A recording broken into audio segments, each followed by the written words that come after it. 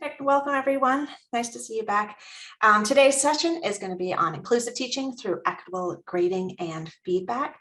So I'm Jen Weaver. I'm the Associate Director for University Teaching at the CTLO, and I'm joined by Professor Suzanne Hall, who's the Teaching Professor of Writing and Director of the Hickson Writing Center, and Dr. Cassandra Horry, who is Assistant Vice Provost and Director of the CTLO. I'll let Cassandra start us off. Great, thanks, Jen, and welcome everyone. So today we'll do just a little bit on some foundational terminology for this series, which some of you have seen before, and we can think about it again. We'll go into really thinking about the fundamental goals of assessment, which is helpful to think about when you're engaging with feedback. Also, some great examples coming your way of equitable grading and feedback practices, some of which may be some really new schemes, which would be helpful to talk about. We'll think about supporting TAs, and then we will have some time for application and discussion at the end, actually in different areas, so you can really address your needs. So by the end of today, we're hoping that you have what you need to develop or redevelop grading strategies for your course that are clear and transparent. We hope to expand your toolkit of strategies that you can use for grading and feedback in your course, and actually incorporate more opportunities for practice and feedback. So some of you have also seen this before. We hope it's a prompt to think about how you want to ask students to engage as well. As we're in Zoom, please feel free to change your name to your preferred name.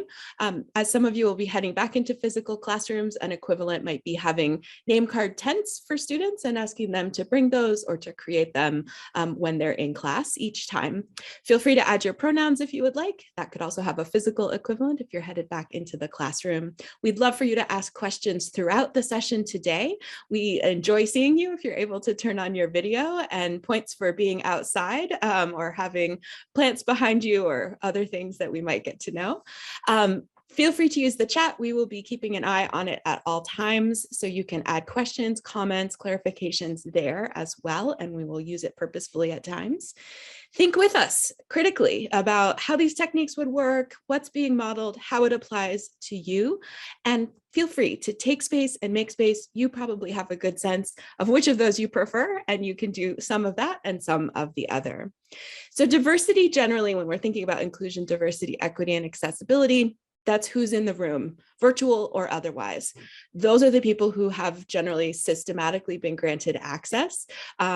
Inclusion is a sense of belonging in that space, whether it's virtual or physical, whose contributions are valued, who gets the message that they really do belong there. Very different than just being present. We have a few illustrations of these additional concepts. They all rely on people trying to watch a sporting event, in this case, baseball. We used to talk a lot more about equality, right? Treating everyone the same, but that's fair only if people have the same needs. So the illustration here, they're not standing on level ground. They have a different height of barrier, giving everyone a box. In teaching, that could be the same exact resources, the same one size fits all in a variety of ways, or only one way to engage in the class. When we start to think about equity, we shift over to thinking about the outcome. What's actually needed for people to be successful? So here the illustration is that you might need two boxes. You might need a different kind of box in class. As we're doing here, you might want to participate by chat or by voice. You might want to have a different way to organize the information. You might need different kinds of supports depending on what you've experienced before getting there. Accessibility, which, just a plug for next week, we have a whole session on universal design for learning. Accessibility can refer to accommodations for disabilities specifically, or to a broader approach that makes materials and courses more accessible for everyone. And then finally, we might want to go a little further and think about justice, think about removing barriers and changing structures. And I think you're going to get at that in today's session. So with thoughtful design, when you start to remove barriers that are not necessary, sometimes we do them just because it's our tradition in our different disciplines or in higher education, we might start to actually address inclusion, equity, and accessibility, and make the fundamental design more equitable for everyone. So in this series, we are focusing on what we're calling and what many call inclusive teaching. There's been just an explosion of evidence over the past couple of decades about higher education, teaching and learning, what works broadly for many students, for students broadly. When we're thinking about inclusive teaching, you could also say equity-minded teaching. The difference is really, is there evidence that this method contributes to reducing achievement gaps between historically very well represented or overrepresented students and those who have historically been marginalized, underrepresented, or minoritized? And so there is a body of evidence for that, and those are the practices that we're bringing to you and discussing. I think all of us are probably thinking as well about anti-racism in our teaching practices. There's a long tradition of thinking about liberation pedagogy and justice-oriented teaching that asks us to reflect on the biases and the structures that we bring to the whole endeavor. It's a deeper kind of reflection involved. It's not quite what we're touching on in this series directly, but certainly related, and we would love to continue that conversation or have questions about anti-racist teaching brought up. Awesome. Thank you, Cassandra. So we're going to dive right in with a little bit of a food for thought question. And I'm going to ask you the following. Why do we assess students?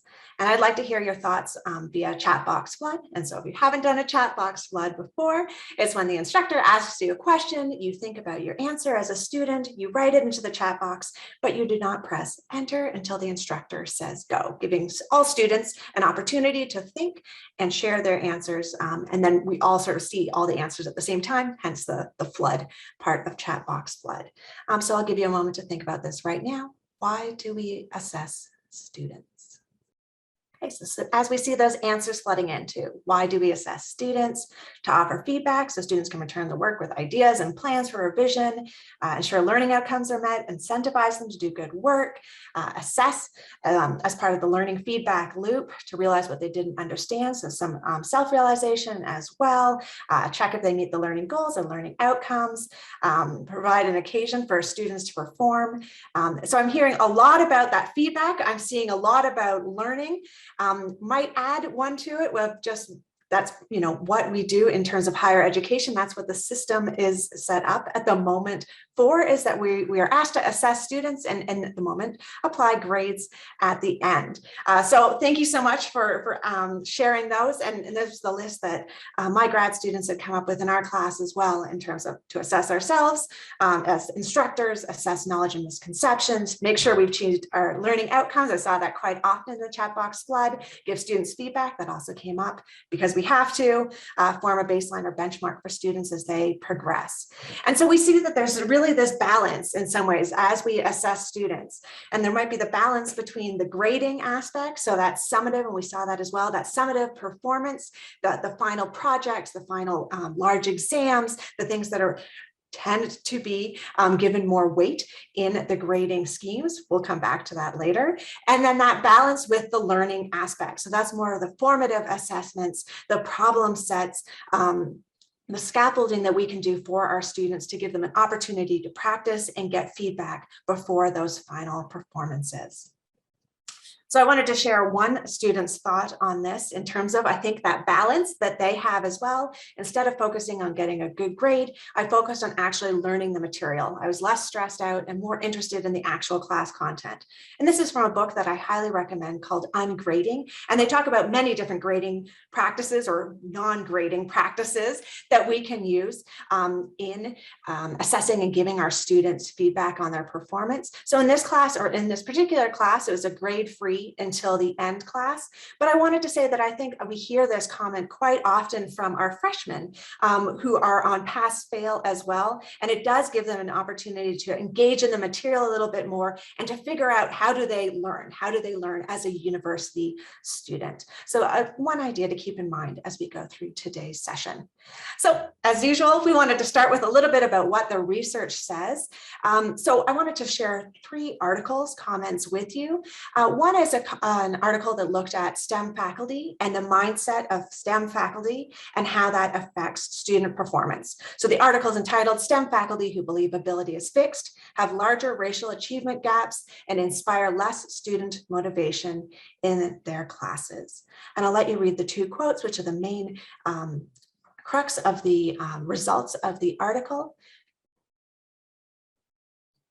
But what we see is that if faculty, and what we can sort of associate this is that faculty who have a growth mindset and want to instill a growth mindset in their students are oftentimes incorporating more scaffolding, incorporating feedback, recognizing that students need more motivation, might need extra resources, are trying to cultivate that learning aspect as opposed to just that sort of that fixed performance aspect of their course.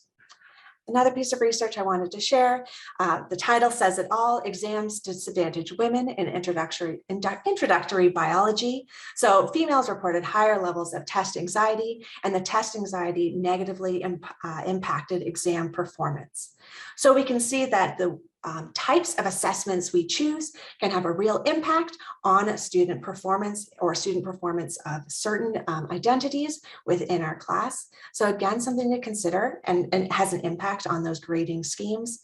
And then finally, this one's a little more heavy hitting, going in to talk about grading on a curve. Grading on a curve pits students against each other, discourages collaboration, and privileges the students who our educational system has already privileged. And so I wanted to sort of start with some common inequitable assessment practices that I really think we should replace. Grading on a curve, grading schemes that heavily weight towards the summative testing, when we only have a limited diversity of assessment methods for our students, and when we don't offer numerous feedback or suggestions for improvement on assignments. And so today, as Cassandra mentioned earlier, we're really hoping to give you a toolkit, some strategies, some things to keep in mind as you're creating those grading schemes for your students, as you're grading both courses as a whole and assignments. So our goal: equitable grading and feedback, removing the barriers, changing structures, offering equal opportunities for success, and going back to last week's session on transparent teaching.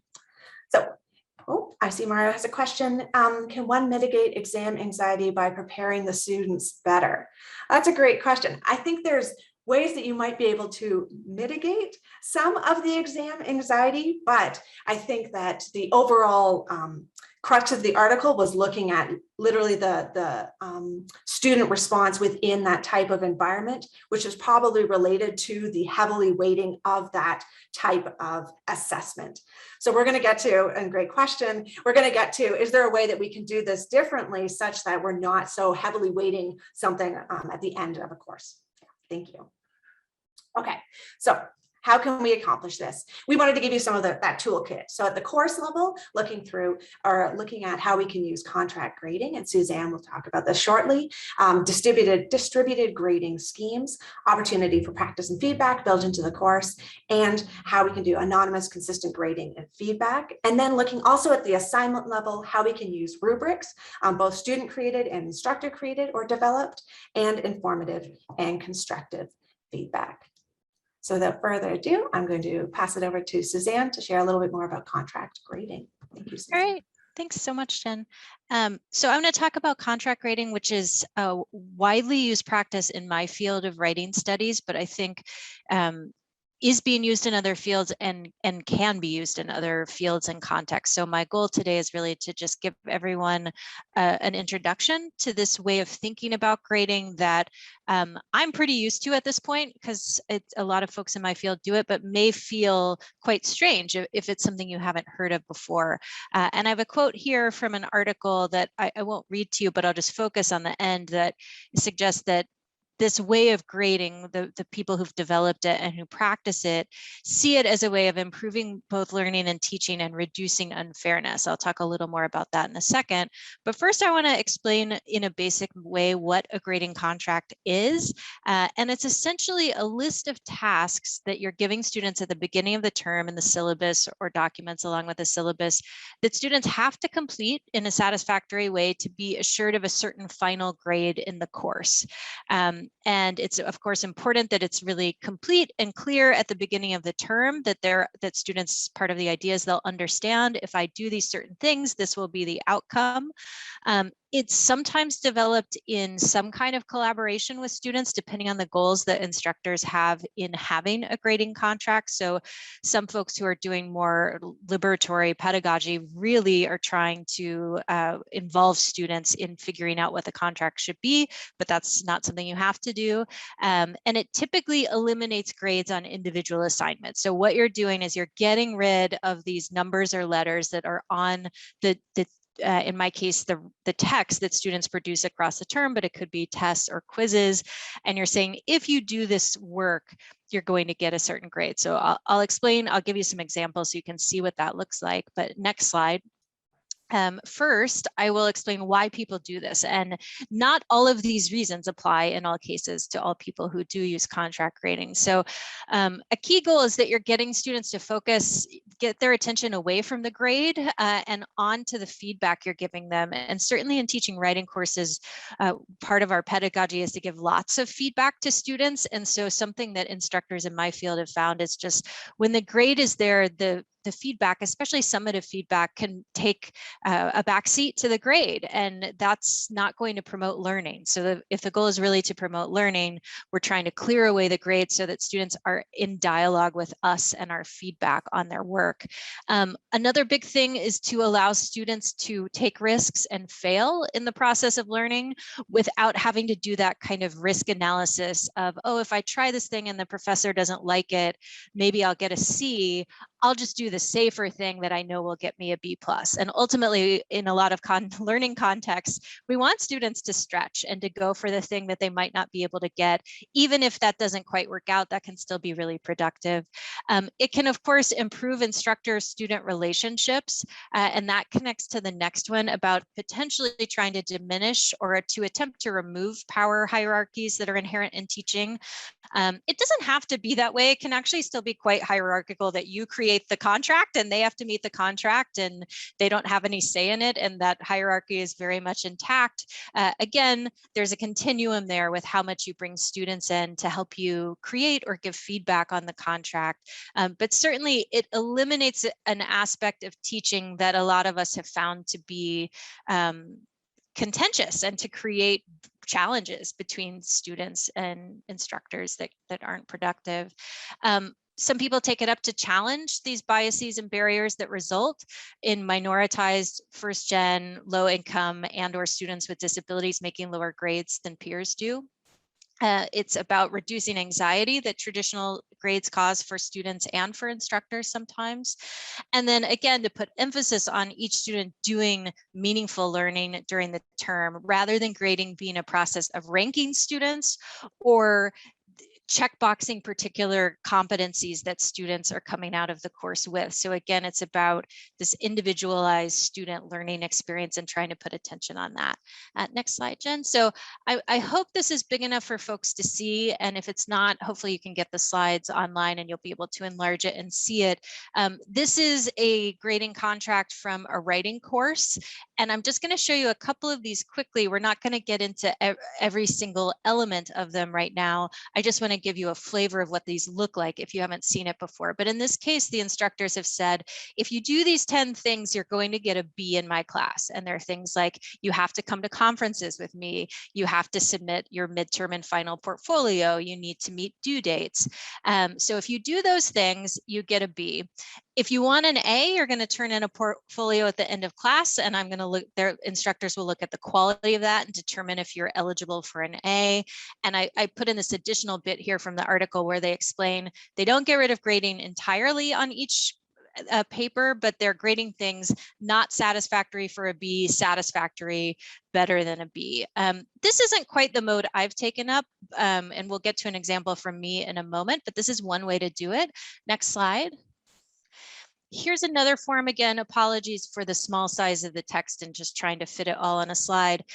This is a little more similar to one of the types of contracts I've used in my classes. And you can see here that it does delineate how to get an A, B, C, or D. And it's telling students, the work they have to do, the labor they need to do, what they need to complete. To get an A, you have to do the most work, complete 4 major projects, whereas to get a B, you complete 3 major projects. This may not work for every kind of context, and that's why I want you to see a few different versions of these. And so students know from the start of the class, this is how I can determine what my own grade is by the amount of work I do in this course. Next slide. So this comes from one of my classes, and I've actually now used contract grading in all the different classes I teach at Caltech, and I use it in different ways in every class. So it's not one size fits all. It very much needs to fit with the learning goals that you have for a course. And you can see here that my contract for this is a spring class on writing about science to non-experts. Mostly seniors take the class, but there are always a few juniors and sophomores. I've got a few things that students need to do in the class, and those things are in bold. And then I also explain those things, and that's the language that's not bolded here, of me trying to justify and explain this is why this is an element that's important, in my opinion, to your learning in this class. So why does it matter to submit things on time? That could seem arbitrary to students, and who cares when I turn it in? And it's because in my courses, the nature of the teaching is that we're doing these scaffolded assignments, and if you fall behind, you're not going to be able to participate in the conversations we're having because you're steps behind us. And then you can see I have this table here that allows students to see what kind of attendance and timeliness of assignments and missed assignments they can have to get certain grades in my course. Next slide. And then the bottom of the grading contract is here, where I explain that to earn an A, they have to do one additional task, which is to take something they've written in my class and revise it one more time. So pretty straightforward there. It's still about labor and doing the work, not so much about, is this the very best version of an op-ed I've ever seen in my life? It's about, did you go back to the draft you had last time and make it substantively better than it was before? Because that's what I want to see you do in the class for these students. Also, there's a note about if students have something going on where they're going to have trouble meeting deadlines, that they're not going to run afoul of the grading contract because of that. That's something that I'll work out with them individually. So every term there's usually typically a student or two who might have something come up, they fall behind for reasons beyond their control. That's fine. I want to make sure that the contract accounts for that. Next slide. So here's feedback I've gotten on this. So there's a few quotes here from students, and you can see that I'm doing what they've asked me to do, which is to spread the word about this practice to my colleagues. And I have this third bullet point I almost didn't add because I'm tooting my own horn here, which I wouldn't typically want to do in this context, but I thought it'd be useful to everyone to see that the student is focused on my feedback, and they're indicating they weren't stressed in my class, and that enabled them to engage in the pages of feedback that I'm giving them without feeling this anxiety of, it's a series of tricks I've set up and they have to figure out the tricks to get the A that they're looking for in my class. They don't have to worry about the grade. They can worry about their work as writers, which is where I want their attention to be.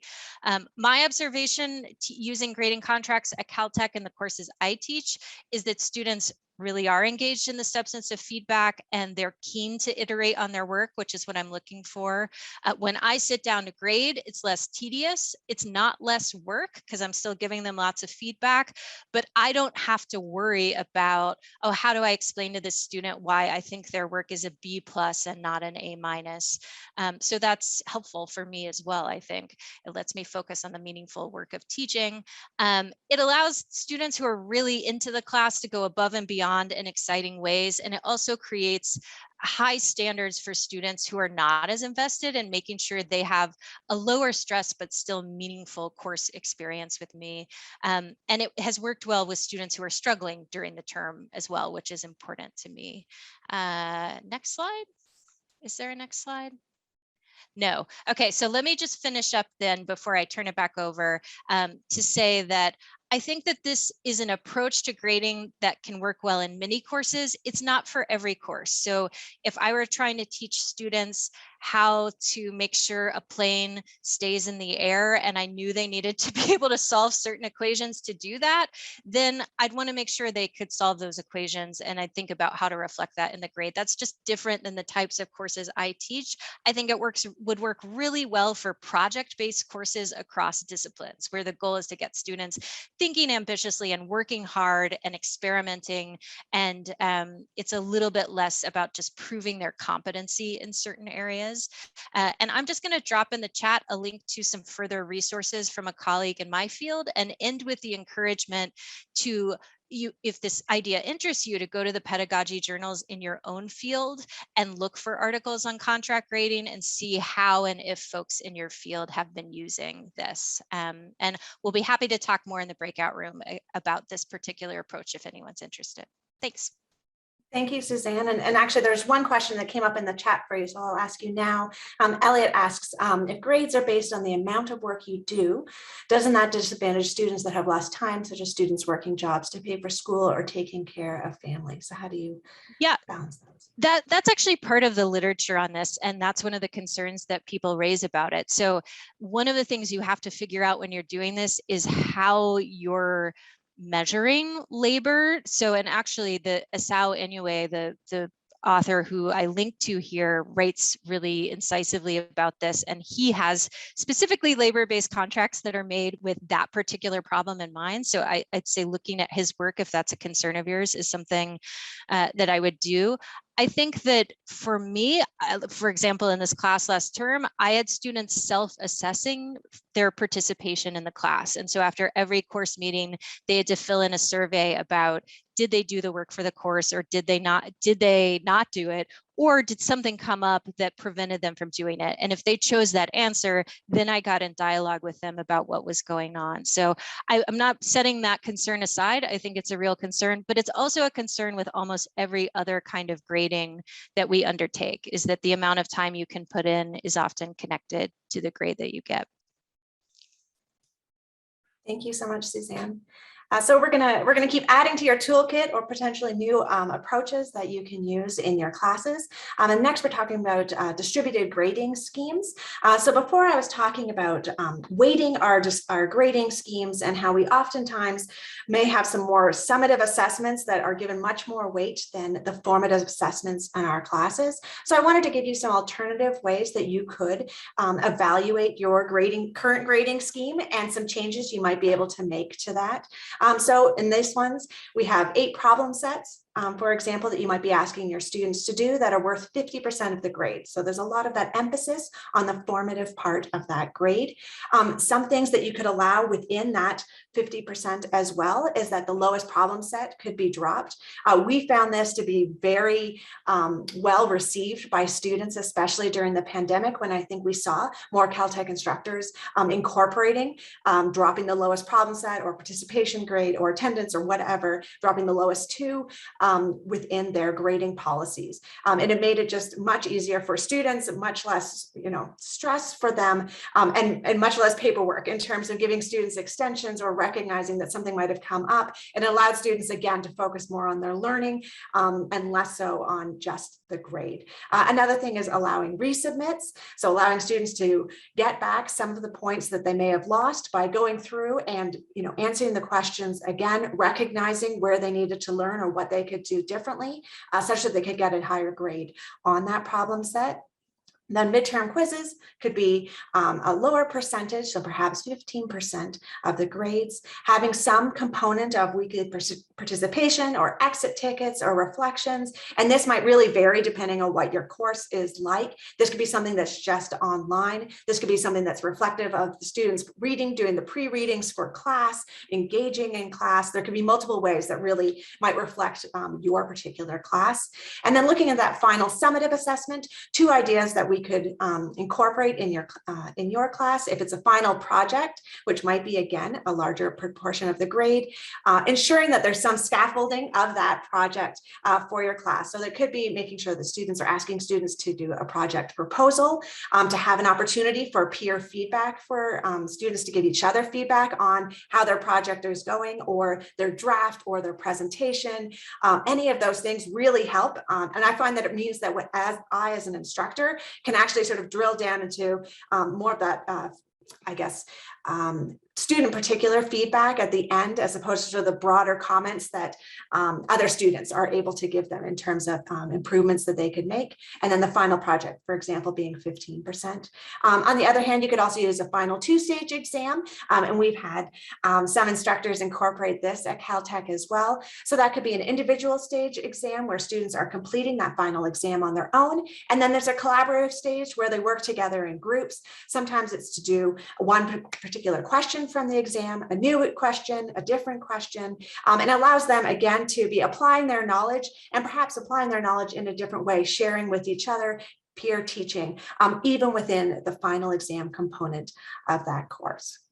So some alternative ideas, perhaps, for how you can both give a distributed grading scheme, as well as opportunities for practice and feedback and scaffolding within your course structure as well. I also wanted to talk a little bit about some tips and tricks for doing anonymous, consistent feedback among students. So one thing that we do have at Caltech now is Gradescope. And this is a way that you can give feedback to students, create rubrics for your course, have students submit assignments online, and really be consistent in the type of feedback that you're giving to students. That rubric that pops up on the right here of your screen will pop up every time you're looking at that same question for any student that you have. So you can be creating that rubric and then having that sort of pop up for you and remind you how you've allocated points previously. It allows you to put in comments as well. This is an example of a positive grading scheme. So you're gaining points for each of the components that you include in the particular rubric. We also have an example of a negative grading scheme where you are losing points if you don't include particular components. There's also a really nice feature in terms of Gradescope, and you can think about different ways that you could incorporate this to your course or different platforms. But it does allow students or TAs to be grading this anonymously, so they don't necessarily see the student's name. They might be just going through and grading all of question 1, all of question 2, all of question 3 at the same time. They don't see which students they're actually grading. So it does help with reducing unconscious bias in their feedback and grading as well. So we gave you some ideas for the course level, and now we wanted to give you some ideas for the assignment level as well. So I mentioned rubrics just now in terms of Gradescope, but we wanted to give you some examples of how you could use it in a class or in an assignment too. So taking a look at this assignment that you might give a student, this one is relatively simple. Find y for x equals 3, when for y equals 3x minus 1. So we have 4 examples of what students might return to us in their answer. And I want to take a moment to do a different active learning activity and do a poll of how many students would you award the full 4 points for this particular assignment. So I'll give you a moment to take a look at the slide and then to answer the poll question. To how many students would you award the full 4 points? Okay, so let me share the results with you. So right across the board, we see in terms of how many of you would award the full 4 points. 0 students would get the full 4 points. 1, 2, 3, 4. It was really, I guess, even across the board. So let's talk about, and you can see what I was queuing myself up for here, the value of a grading rubric. So how would your grading change if you'd been given this rubric? So looking at the criterion, the points valued, I'm just going to assume that your grading might have changed if you had been given this rubric or had created this rubric or had shared this rubric with your students beforehand. So what are rubrics? They're a tool for consistent grading. So if they're given to students before the due date, they help students to recognize what's important, what's valued, what content do they need to focus on for that particular particular answer or for that particular product. If returned with the graded assignment, it breaks down areas of improvement in an organized manner for them. And we've seen that when we're showing students, and again, this goes back to the transparent teaching component, the benefits are increased grades, increased class participation, and enhanced understanding of material. For the instructor and the TA, and again, I want to go back to TA support at the end before we conclude, it gives consistent, reliable grading over time, especially with multiple graders, faster, less stressful grading. I think Gradescope or other platforms like that, and it could be just manually writing down notes to yourself of how you've given and allocated points, are really helpful in ensuring that you're giving that consistent grading. And I have a note here to mention that these can be instructor developed or TA developed, or these can also be student developed as well. So for that first assignment that you're giving students, or that first lab report that you're asking them to write, or that project, you can ask your students and have a conversation of, what do you think are the salient points here? What do you think a good product would look like? A good project would look like? How do you think I should evaluate you? Or how would you evaluate what a good project looks like? And for the most part, that dialogue actually results in creating a rubric that is probably very much representative of what your own rubric would look like as well. But again, this is more of a dialogue with your students, and the students feel that they have more ownership over what that final product and final grade looks like, because they've contributed to the development of the rubric too. So in terms of rubric design, 3 main steps: selecting your criteria. For example, here we have eye contact, let's say for an oral presentation, developing your scale. What does that look like? From no eye contact, reads directly from the slides, to eye contact with multiple people throughout. I promise I'm trying to do multiple people throughout, but unfortunately we're on Zoom. And then assigning points to that scale. This may look very different depending on your criterion, your type of project that you're proposing for your students, but using these general sort of 3 stages: select your criteria, develop the scale, and assign the points, will help you to develop a robust rubric that you can use with your students. We also wanted to talk a little bit about how to give constructive, informative feedback to students. And I'm going to share this back with Suzanne and ask her to talk a little bit about writing feedback modes. So I want to just give a short version of what could be a much longer discussion of giving feedback on writing, and I'd be more than happy to meet with anyone individually after this this meeting to talk about your own teaching and how this works into your work. So what you're seeing here is a slide that is a set of parallel continuums about feedback, and I think what's useful about this, if you haven't seen it before, is just to think diagnostically about the feedback that you give undergraduates or graduate students and the feedback you give other authors, for example, when you're a reviewer for a journal, and to think about these different modes and types of feedback that exist, all of which can be useful to writers in various contexts, right? So if you're working on the final draft of an article or a book that's going to publication, you don't really want someone asking you open questions anymore. You want someone telling you, you put the semicolon in the wrong place or something like that. But that may not be what's helpful to a graduate student, for example, who's trying to write their very first journal article, and they need to struggle a little bit through it to actually learn how that works instead of having a PI come in and do it for them.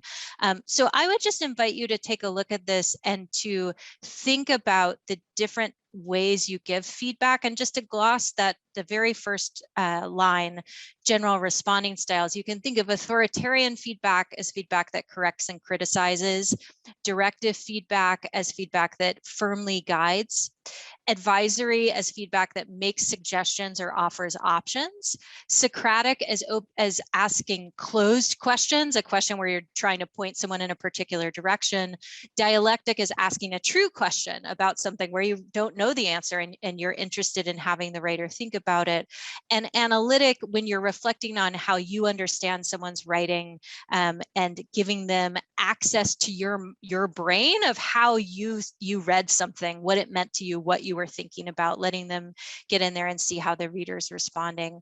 As I said, all of these can be valid. I think it's important for us when we're giving both formative and summative feedback on writing, though, to just think carefully about which kinds of feedback we're giving and why. And again, I'd be happy to talk more about this with anyone who's interested.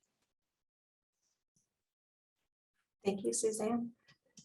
And then I think that dovetails nicely and leads in nicely to talking about effective and ineffective feedback, potentially again on problem sets or lab reports. Effective feedback is where you make the area for improvement clear, perhaps helping to diagnose the origin of errors or deconstruct the problem. Positive reinforcement or encouraging. Timely is really key, especially I think it's something that we struggle with, is making sure we give that feedback to students as soon as possible. So after that first problem set or after that first lab report, I think it's critical to try and return that feedback to them as soon as possible, and especially before their second lab report or their second problem set is due.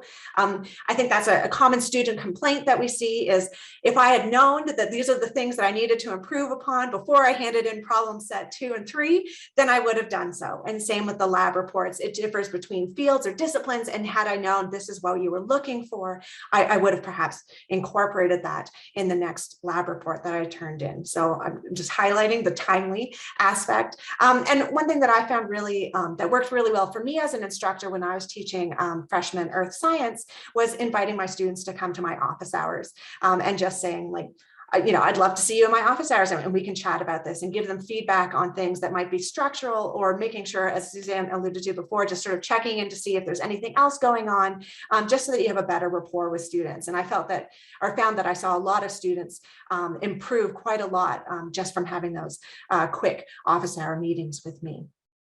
Some examples of ineffective feedback: scores on rubrics with no rationale, too many comments being overwhelming without sort of getting a good sense of the larger picture of how and where they could improve, and negative or unsupportive tone. And that's something that we hear, an emotional reaction from students of seeing that no, X, lots of red, and without anything that gives them or points them to how they can improve or what they can do differently, how they can do better on the next problem set, assignment, etc. So keeping those sort of in mind as you're giving feedback to students as well. So I just wanted to collect here some of the themes that we've been talking about of these different strategies that we can use to equitably grade or give feedback to students, and wanted to make sure that we ended on looking at supporting TAs. And again, I think the biggest complaint or concern or challenge that we see is with those large TA grading teams and figuring out how they can be as consistent as possible amongst the TAs. So holding those grade norming sessions for, like, what does a good grade look like? And that kind of relates to the third point of asking your TAs for help in creating the rubrics, or if the TAs are creating those rubrics, making sure that they're talking to each other so they're consistently applying those rubrics, discussing the role of unconscious bias, and perhaps how they can incorporate anonymous grading in their approaches, and then supporting those decisions re-roll assignments. So in terms of one TA grading one question and then another TA grading an entire question, or if one TA is going through and grading a whole assignment, but just giving them those options and perhaps talking through it with your TA team at the beginning of the year, such that they can be more consistent and successful in giving students good feedback and grading and timely grading. So again, some examples of how those effective feedback strategies might look like in your classes, with either rubrics, model answers, a shorthand guide for giving feedback to students as well, some directed feedback to the particular student, and then some general commentary. So these might work in their different classes, and especially I think the general commentary is appreciated by students in the large core classes, when they can get some idea of the general sense of the issues at hand, and then some more directed feedback and opportunities for success for themselves on their individual assignments. I wanted to conclude, I guess, by sharing some of the impacts of these practices. This goes back to Suzanne's earlier slide. I just generalized these out to all the equitable grading and feedback practices we shared with you today, and relates back to the resources. I really want to highlight the Talking About Leaving and the Ungrading books are both fantastic. If you want to pursue any of these, there is a chapter on contract grading that Suzanne was talking about earlier, and give a shout out to students who have done the Fair Grading and Feedback Teaching Conference session, as well at the Graduate Teaching Conference. So we didn't want to quite end there. We'd love to hear your questions, discuss a little bit further. So we're going to do 3 breakout rooms. The first breakout room is going to be led by Suzanne. feedback for writing assignments, and contract grading. So if you're interested in asking her more about those, Cassandra is going to be in the second breakout room and discussing feedback for STEM assignments. And I'll lead up the third, rethinking course level grading schemes. So if any of those things jived with you, or you're thinking about how you're going to implement those in your classes, we'd love to talk about them further. And we'll allow you to choose your own adventure in terms of which breakout room you join. But that's it for today. So thank you so much for joining us.